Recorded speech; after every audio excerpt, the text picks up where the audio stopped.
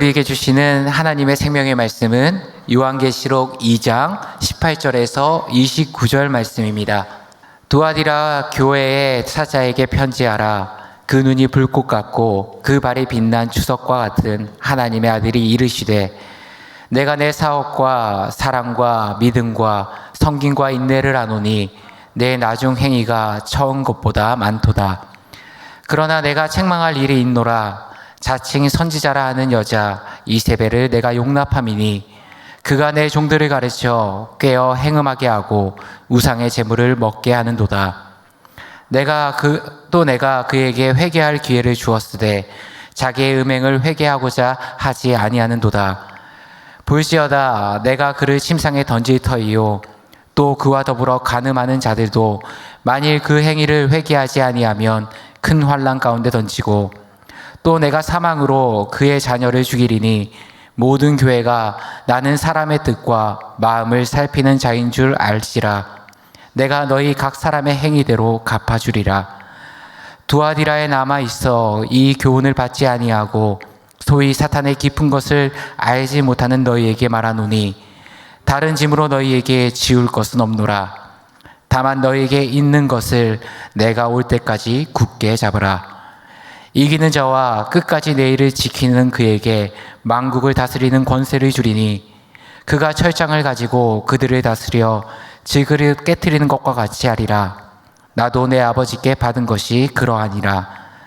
내가 또 그에게 새벽별을 주리라. 귀 있는 자는 성령이 교회들에게 하시는 말씀을 들을지어다. 아멘.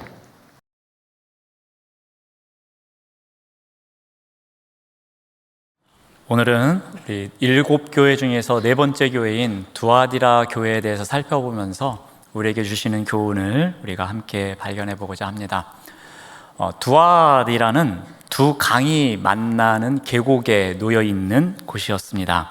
그 계곡을 따라가면 당시의 수도인 이 버가모에 도달할 수 있었습니다. 이 두아디라는 이 버가모의 관문 역할을 했고 그곳에 군사 기지도 있었습니다. 그러다가 로마의 평화가 도래하자 이 두아디라는 이 군사적 의의를 상실하게 되곤 했습니다. 하지만 이 도시가 갖고 있는 교통의 발달성, 그리고 또 수자원이 많은 것, 이것을 통해서 상공업이 발달하기 시작합니다. 이 상공업이 발달하는 건 좋았는데 이 길드라고 하는 동업 조합이 만들어집니다. 양모를 만드는 사람들, 또 피혁을 만드는 사람들, 청동기를 만드는 사람들, 그러한 사람들끼리 조합을 형성합니다. 이 조합을 형성하면서 그 지역의 상권을 이 조합을 만드는 사람들이 장악하게 됩니다. 두아디라에 있던 이 동업 조합들은 또 하나의 특징이 있었는데 각 조합마다 수호신이 있었습니다. 그래서 그 조합에 가입하는 사람들은 신전에 올라가서 각자의 수호신에게 제사를 드리곤 했습니다. 그러니까 두아디라에 살아가면서 이 상업활동을 하려면 이 조합에 가입했어야 했고, 그리고 우상을 섬기는 일을 했어야 했습니다. 그렇지 않으면 이 사회적으로 소외된 삶을 살아갈 수밖에 없었습니다. 자, 이러한 곳에 또 교회가 세워집니다. 두아디라 교회입니다. 정확하게 이 교회가 언제 어떻게 세워졌는지는 알 수 없지만 우리가 사도행전 말씀을 통해서 이 교회가 어떻게 세워졌는지 추측할 수가 있습니다. 한 두 가지 정도 주장이 있는데요. 먼저는 바울이 2차 선교 여행을 했을 때입니다. 우리 사도행전 16장 14절 말씀을 봅니다. 두아디라시에 있는 자색 옷감 장사로서 하나님을 섬기는 루디아라 하는 한 여자가 있습니다. 그 여자가 주께서 그 마음을 열어 바울의 말을 따르게 하셨다고 기록합니다. 또 15절 말씀을 봅니다. 그와 그 집이 다 세례를 받습니다. 그리고 바울 선교팀에게 이야기하기를 내 집에 들어와서 유하라 하고 강권하여 머물게 하였다, 이렇게 기록합니다. 2차 선교 여행 때에 바울이 마케도니아 지역을 갔을 때입니다. 그 첫 성읍인 빌립보에 도달하게 됩니다. 그리고 그곳에서 루디아라 하는 한 여성을 만납니다. 그리고 그 여성은 바울이 전하는 복음을 듣습니다. 그리고 그와 그 집안 사람들이 복음을 받아들이고 세례를 받습니다. 이 두아디라 사람 루디아라고 하는 이 여인은 이 자줏빛이 나는 옷감을 판매하는 사업가였습니다. 어떻게 해서 이러한 색상의 옷감을 판매하게 되었는가 하면은 이 두아디라 계곡에 그 비결이 있습니다. 자, 이곳에는 담쟁이처럼 기어오르는 특이한 식물이 무성하게 자라고 있었습니다. 그런데 그 식물의 뿌리에서 바로 이 색깔을 내는 염료가 나오게 된 것입니다. 그러니까 루디아는 요즘 말로 이야기하면 생산 공장이 두아디라에 있는 것이고, 그리고 사업장이 빌립보에 있는 것입니다. 그곳에서 생산한 것을 빌립보에서 사업하는 여성 사업가라고 보시면 되겠습니다. 그러니 당연히 부유했을 것입니다. 어느 정도 영향력이 있었을 것입니다. 그러한 여인이 복음을 받아들이고, 그리고 그 집안 사람들이 함께 복음을 받아들입니다. 그러자 이 여인이 언젠가는 두아디라로 돌아왔을 것이고, 그곳에 와서 다시 복음을 전하며 교회를 세웠을 것이라고 학자들이 주장합니다. 그래서 세워진 교회가 두아디라 교회일 것이다 말합니다. 자, 또 하나의 주장은 바울의 3차 선교 여행 때입니다. 우리 사도행전 19장 10절 말씀을 봅니다. 2해 동안 이같이 하니 아시아에 사는 자는 유대인이나 헬라인이나 다 주의 말씀을 듣더라. 3차 선교 여행 때에 바울이 에베소에 머무릅니다. 대략 3년 정도 머물렀다고 합니다.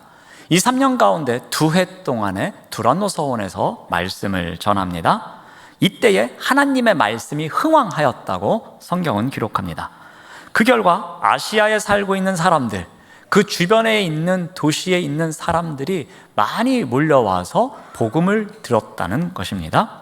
당시 소아시아에서는 에베소가 가장 번창한 곳이었습니다. 따라서 주변에 살던 많은 사람들이 사업을 하기 위해서 또는 장사를 하기 위해서 에베소에 왔다가 바울이 전하는 복음을 들었다는 것입니다. 그리고 그들이 각자 살던 곳으로 돌아갑니다. 그러면 그곳에서 또한 복음을 전하는 역사가 일어났다는 것입니다. 전자의 경우이든 후자의 경우이든, 즉 2차 선교 여행 때든 3차 선교 여행 때든 두아디라 교회는 바울의 선교 사역으로 맺어진 열매였다는 것, 이것은 확실하게 이야기할 수 있는 것 같습니다.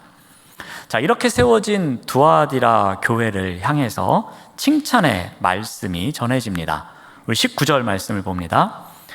내가 내 사업과 사랑과 믿음과 섬김과 인내를 아노니 내 나중 행위가 처음 것보다 많도다라고 칭찬해 주십니다. 자, 이제 우리가 네 번째 교회 정도 살펴보니까 패턴이 비슷한 것을 알 수 있습니다.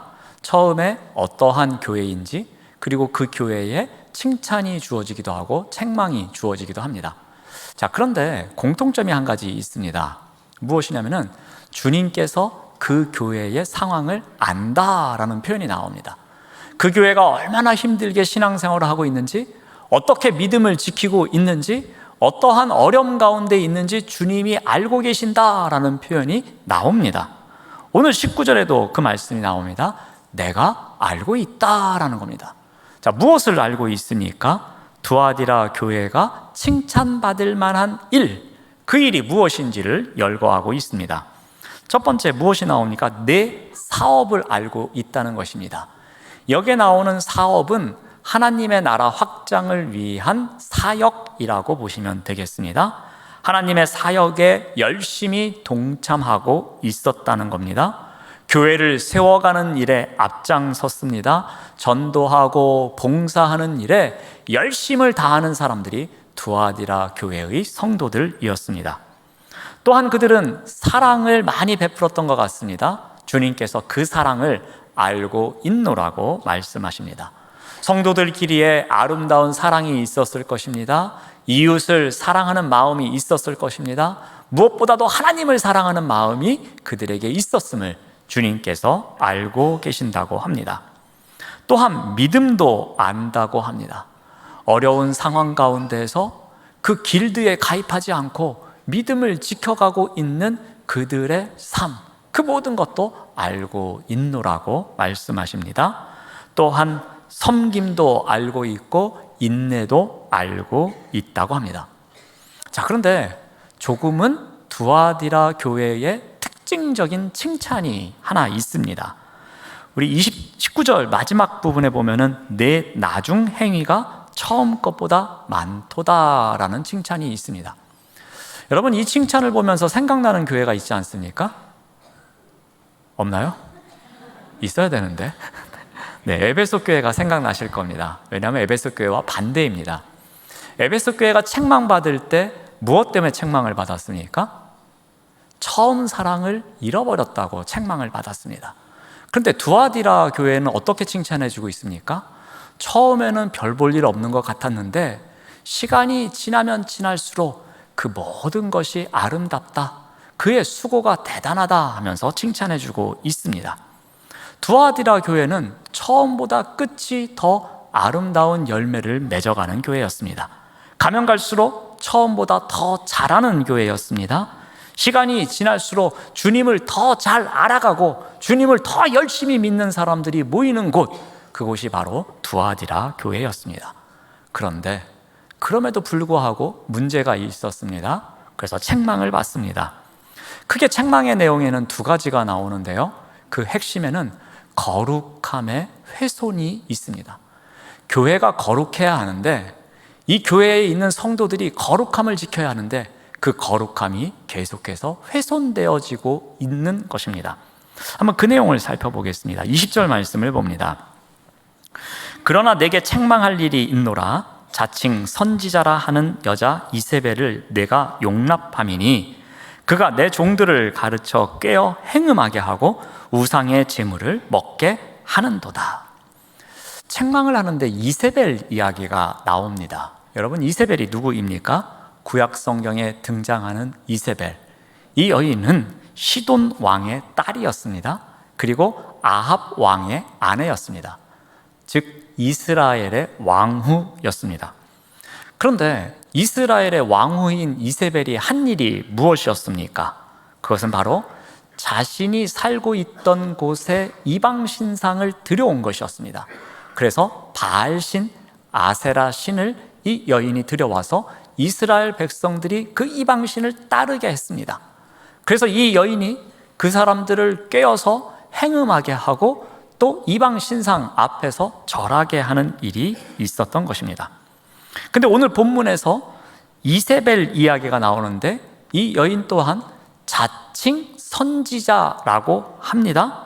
그런데 구약의 이세벨처럼 두아디라 교회에 무슨 일을 했습니까? 이 교회의 성도들을 꿰어서 행음하게 하고 또 우상을 숭배하게 만들었다는 것입니다.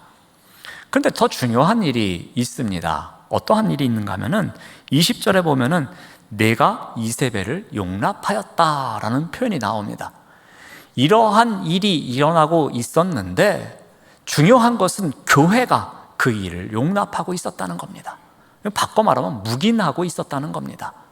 이세벨 개인인지 공동체인지는 모르겠지만 이 이세벨에 의해서 이루어지고 있는 일, 이 일 때문에 교회와 성도가 흔들리고 있음에도 불구하고 교회나 성도들이 나는 모릅니다 하면서 묵인하고 있었습니다. 더 나아가서 그에 동조하고 있었다는 것입니다. 그래서 거룩함의 훼손이 교회 안에 일어나고 있었습니다. 자, 당시의 상황에 대해서 조금 전에 말씀을 드렸습니다. 두아디라에는 조합이 잘 발달되어 있다고 했습니다. 그리고 그 조합에 가입해서 그 조합에서 있는 수호신을 섬겨야지만 살아가는데 별로 문제가 없었습니다. 여러분, 두아디라 교회에 다니고 있었던 성도들이 어떠한 고민을 했겠습니까? 내가 이렇게 고생을 해야 되나? 그냥 저기 가입하고 적당히 절하는 척하면서 돈 많이 벌면 편하게 살 수 있을 텐데 내가 굳이 그런 걸 거절하면서 이렇게 힘들게 신앙생활 할 필요가 있을까라는 고민을 하기 시작합니다. 그런 가운데 자칭 선지자라고 하는 사람이 나타난 것입니다. 이세벨과 같은 구약 시대의 이세벨과 같은 영향력 있는 사람, 그리고 자신을 선지자라고 하는 사람, 그 사람이 이런 고민을 하는 사람들에게 말합니다. 괜찮습니다. 그 정도는 우리의 문화입니다.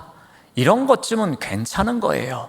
그러니 가셔서 그냥 절하는 척하면서 그 길드에 가입하셔서 적당히 협상하고 부를 축적하세요 라면서 이야기를 해줍니다. 마음에 신앙의 양심을 갖고 지키겠노라고 하는 사람에게 그럴 필요 없노라고, 그냥 적당히 타협하면서 이 또한 우리의 문화이니 받아들이면서 사세요 라고 했으니 그 성도들의 삶이 어떠했겠습니까? 전혀 문제 없을 것이다, 괜찮을 것이다 생각하면서 마음속에 무거운 짐을 내려놓게 됩니다. 교회와 성도의 양심을 무디게 하는 거짓 선지자의 궤변에 속아 넘어가게 된 것입니다. 이러한 궤변을 어떻게 했습니까? 교회가 용납했습니다. 그러자 흔들리기 시작합니다. 그들의 거룩함이 훼손되었던 것입니다. 그러자 또 어떤 일이 있었는가 하면 21절 말씀을 봅니다. 또 내가 그에게 회개할 기회를 주었으되 자기 음행을 회개하고자 하지 아니하는도다. 이러한 게임에 넘어가서 실수를 해서 잘못을 저질렀습니다. 그런데 다시 돌아올 수 있는 기회를 줍니다. 회개하면 괜찮다라고 합니다. 그런데 사람들이 어떻게 합니까? 그 회개를 거절합니다. 무시합니다. 회개를 할 의지가 없었습니다. 그들은 회개할 기회가 계속해서 주어지고 있었음에도 불구하고 그것을 받아들이지 않고 있습니다. 그런데 이것은 아합의 왕후였던 이세벨과 똑같은 모습입니다. 이세벨도 3번의 회개의 기회가 있었습니다. 우리 엘리야가 3년 반 동안에 비가 오지 않는 것을 위해서 기도하고 3년 반 동안에 가뭄이 찾아왔을 때에 그때에 이 이세벨이 회개할 기회가 있었습니다. 또한 바알의 선지자 450명과 엘리야가 갈멜산에서 대결할 때에도 회개할 기회가 있었습니다. 다시 엘리야가 기도하러 비가 내렸을 때에도 회개할 기회가 있었습니다. 자, 그런데 그녀는 하나님께서 엘리야를 통해서 회개할 기회를 계속 주셨음에도 불구하고 회개하지 않습니다. 그 기회를 무시합니다. 의지를 갖지 않습니다. 그의 결국이 어떻게 됩니까? 처참한 결말을 맞이하게 됩니다. 본문은 이 구약의 인물 이세벨을 언급하면서 그 이미지를 가져온 것입니다. 그래서 너희들이 이 이세벨이 전하는 것을 용납하고서 거룩함이 훼손된다면 너희들의 결국 또한 이와 같을 것이다 라고 경고하고 있는 것입니다. 그래서 이렇게 경고하시는 주님의 모습이 어떻게 나오고 있습니까? 두아디라 교회에 나타나신 주님의 모습을 18절에서 이렇게 묘사하고 있습니다. 두아디라 교회의 사자에게 편지하라. 그 눈이 불꽃 같고 그 발이 빛난 주석과 같고 하나님의 아들이다. 이렇게 말합니다. 3가지 표현을 합니다. 먼저 주님의 눈이 불꽃과 같다고 합니다. 여러분, 불꽃과 같이 너를 지켜보겠어, 이런 것은 무슨 의미를 담습니까? 내가 너에 대해서 다 알고 있어, 네가 무슨 잘못하는지 다 알아, 그렇게 통찰력이 있음을 의미합니다. 따라서 지금 주님께서 이러한 모습으로 오신다는 것은 무엇을 의미하겠습니까? 그들이 은밀히 행하고 있는 죄까지도 다 알고 계신다. 그래서 심판주로 오실 것이다. 이런 표현입니다. 또한 주님의 발이 빛난 주석과 같다고 합니다. 그 시대에 그곳은 청동업이 발달했습니다. 그러니 청동업으로 만드는 무기, 방패, 갑옷, 이러한 것들이 생산되기 위해서는 재련소가 있어야 했습니다. 여러분, 재련소에서 무엇을 합니까? 이렇게 불순물이 섞여진 금속을 달구면서 그것을 순수한 물질로 바꾸는 일, 그 일이 바로 재련소에서 합니다. 그러니까 이 재련소에서 나오는 빛나는 주석, 그것은 순결한 것을 상징합니다. 마치 주님과 같음을 이야기합니다. 이 거룩함이 훼손되지 않은 주님께서 거룩함이 훼손된 곳에 오셔서 심판하시겠다는 의미이기도 합니다. 자, 또 하나 주님이 하나님의 아들로 나타나십니다. 여러분 요한계시록 1장을 읽어보면은 예수님을 가리킬 때에 인자라는 표현을 씁니다. 인자는 사람의 아들입니다. 우리가 예수님에 대해서 배울 때 예수님은 두 가지를 배우는데, 하나는 예수님이 신성을 가지신 분이요, 또 하나는 인성을 가지신 분이라고 배웁니다. 이 인성을 가지셨다는 것은 바로 사람의 아들, 우리와 같은 사람의 몸으로 이 땅에 오신 분이 예수님이다 라고 가르치는 부분입니다. 근데 이 부분이 담고 있는 의미가 무엇이냐면은, 왜 예수님께서 인간의 몸을 입고 이 땅에 오셨느냐입니다. 그것은 바로 우리를 체휼하시기 위해서입니다. 우리를 긍휼히 여기시고 우리의 모든 것을 아시기 위해서 우리와 같은 인간으로 오셨다는 겁니다. 여기에는 우리를 위로해 주신다는 위로자의 의미가 있습니다. 우리와 같은 인간으로 오셔서 우리의 아픔을 아시고 우리를 위로하시겠다는 주님, 그래서 인자라는 표현을 씁니다. 그런데 또 반대의 표현이 있습니다. 그것이 바로 하나님의 아들입니다. 하나님의 아들은 신성을 갖고 있습니다. 즉 하나님의 아들이시면서 하나님이시라는 의미입니다. 근데 그 하나님은 어떠한 분이신가? 심판자의 의미가 담겨져 있습니다. 그러니까 인자로 오셨다는 것은 우리를 위로하기 위해서 오신 것이요, 또 신성을 가진 분으로 오셨다는 것은 심판주로 오셨다는 겁니다. 그런데 그 인자의 모습으로 시작되었던 요한계시록 1장이 오늘 본문에 와서는 하나님의 아들로 바뀝니다. 왜 그러하겠습니까?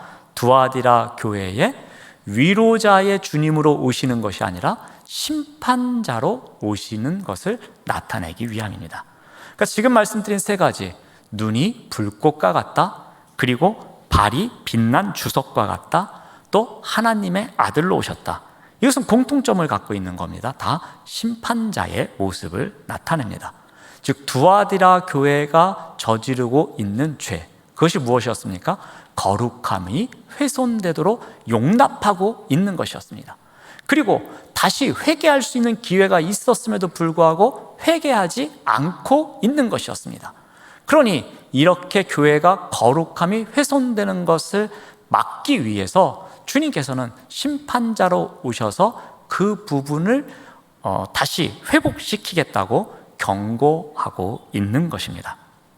자, 두아디라 교회에 이렇게 경고를 하신 이후에 이제 마지막으로 명령의 말씀을 주십니다. 25절 말씀을 봅니다. 다만 너희에게 있는 것을 내가 올 때까지 굳게 잡으라 라고 합니다. 그러면 너희들이 어떻게 해야 되느냐? 말씀을 굳게 붙잡고 그 믿음의 경주를 끝까지 해서 이기는 자가 될 것을 요청하고 계십니다. 그러면 그 이기는 자가 되기 위해서는 붙잡아야 할 소망의 말씀이 있지 않습니까? 그 약속의 말씀이 26절을 봅니다. 이기는 자와 끝까지 내 일을 지키는 그에게 만국을 다스리는 권세를 주시겠다고 약속하십니다. 즉 통치권입니다.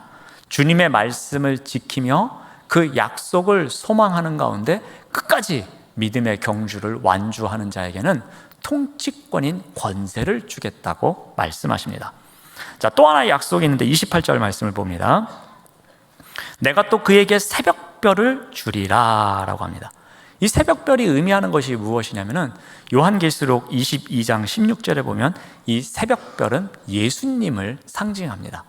즉 믿음의 경주를 완주한 자에게 새벽별을 주시겠다는 것은 주님께서 함께 하시겠다는 약속의 말씀으로 보시면 되겠습니다.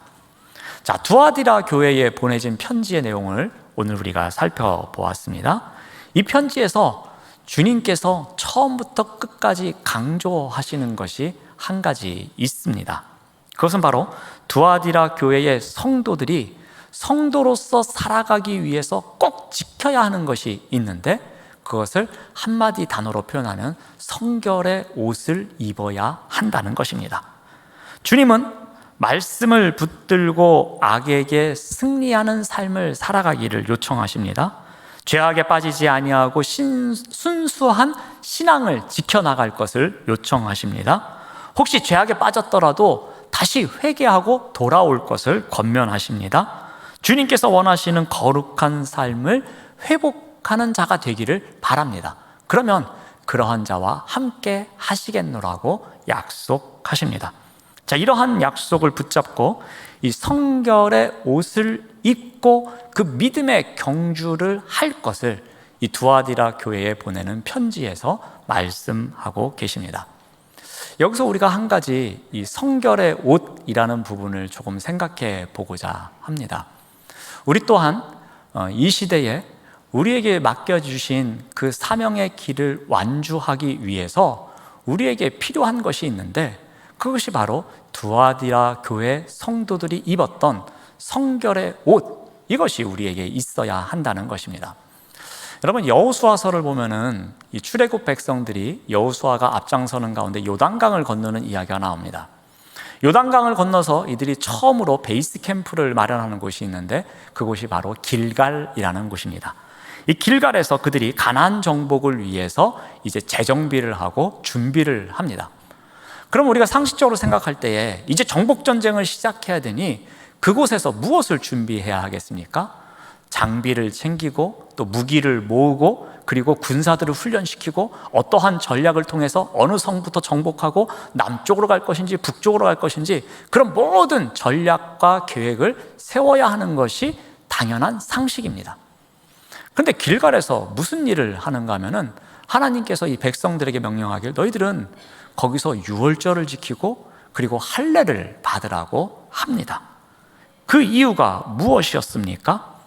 이스라엘 백성을 하나님의 백성답게 이 가나안 사람들과 구별시키기 위함이었습니다. 이스라엘 백성들이 들어가야 하는 그 가나안 땅, 그곳은 매우 세속적이며 타락한 문화가 있던 곳이었습니다. 주님께서 가장 싫어하시는 우상 숭배가 있는 곳이었습니다.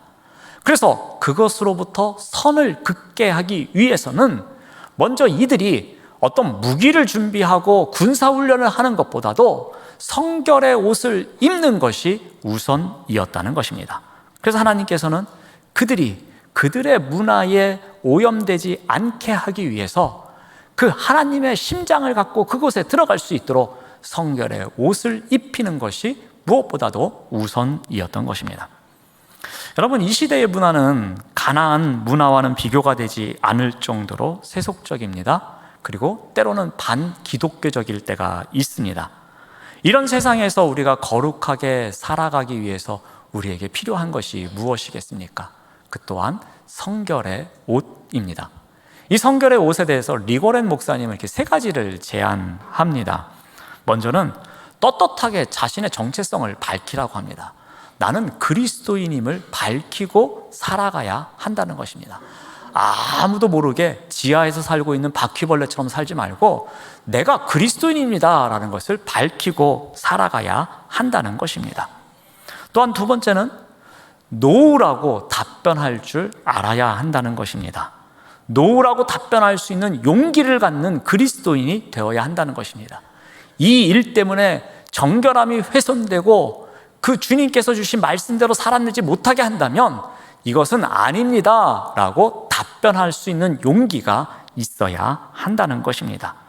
또한 세 번째로는 이러한 삶을 살아갈 수 있도록 서로 돕는 사람들, 그래서 소그룹이 있어야 함을 강조합니다. 혼자서는 아무리 노력을 하더라도 이 일을 완성할 수가 없습니다. 그런데 이때 필요한 사람이 옆에서 격려도 해주고 위로도 해주고 때로는 체크도 해주는 그러한 믿음의 동역자가 있어야 한다는 겁니다. 때로는 나의 기도 제목을 같이 위해서 기도해주는 사람도 있어야 한다는 것입니다. 그래야지만 그러한 구별된 동역자와 한마음 한뜻이 되어서 성결의 옷을 입고 살아갈 수 있다는 것입니다. 우리를 유혹해 하는 것에 흔들리지 않는 삶을 살아가야 할 것입니다. 그러기 위해서는 성결의 옷이 필요함을 가르쳐 줍니다. 그 성결의 옷은 세 가지로 이야기를 합니다. 정체성, 그리고 노우라는 대답할 수 있는 용기, 그리고 믿음의 친구를 이야기합니다. 자, 이것은 제가 그냥 단적인 예를 들어 드린 것입니다. 여러분만의 성결의 옷을 만들어 가셔야 합니다. 그게 정말 중요합니다. 나에게 맞는 옷을 만들어 가는 것이 필요합니다. 제가 한 가지 단적인 예를 한번 들어드리겠습니다. 제가 운전하는 자동차 안에는 작은 십자가가 있습니다. 그 룸밀러 밑에 이렇게 달아둬서 제가 눈만 살짝 돌려도 볼 수 있는 십자가입니다. 제가 이 자동차 안에 나무 십자가를 왜 걸어 두었겠습니까? 제 차에 이 십자가를 걸어두면 이 막혔던 길이 홍해에 열리듯이 쫙 열려지고, 그럴 거를 제가 원해서 그 십자가를 달아뒀겠습니까? 아니면 영은교회 담임 목사장도 되면은 차에 이렇게 십자가 하나 있어야지, 이렇게 하면 좀 뭐 이렇게 거룩해 보이잖아, 그래서 제가 그 십자가를 걸어뒀겠습니까? 그렇지 않습니다. 혹시 제가 운전을 하던 중에 제 마음과 입술이 죄를 저지를까 봐 죄를 지지 않게 하기 위해서 그 십자가를 걸어둔 것입니다. 운전을 하다 보면 화가 날 때가 있습니다. 그러면 제가 십자가를 잠깐 쳐다봅니다. 살짝 쳐다봅니다. 그러면서 참자, 영은교회 담임 목사인데 이런 건 참아야지 하면서 이러면 안 돼라고 합니다. 나름대로 제가 성결의 옷을 만들어 둔 것입니다. 우리가 쉽게 무너지는 곳이 있습니다. 우리의 정결을 훼손케 하는 곳이 있습니다. 그렇다면 그곳에 나만의 장치를 만들어 두시기 바랍니다. 그리고 그곳에서 나의 거룩성이 훼손되지 않는 훈련을 하셔야 합니다. 그것이 보이는 것이든 보이지 않는 것이든 상관없습니다. 작은 것일지라도 내가 그곳에서 훈련할 수 있도록 해야 합니다. 그리고 나에게 맞는 성결의 옷을 만들어 가야 하는 것입니다.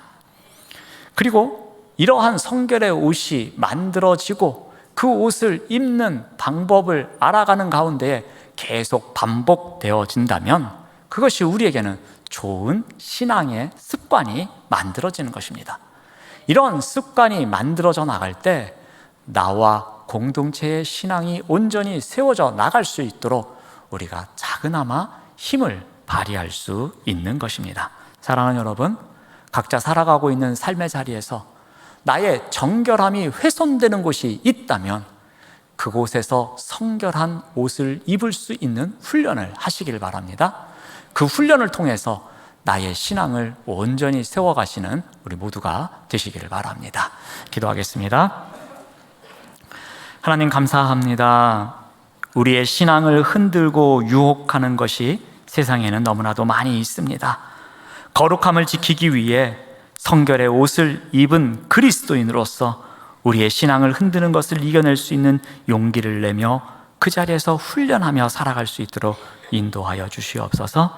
예수님의 이름으로 기도드립니다. 아멘.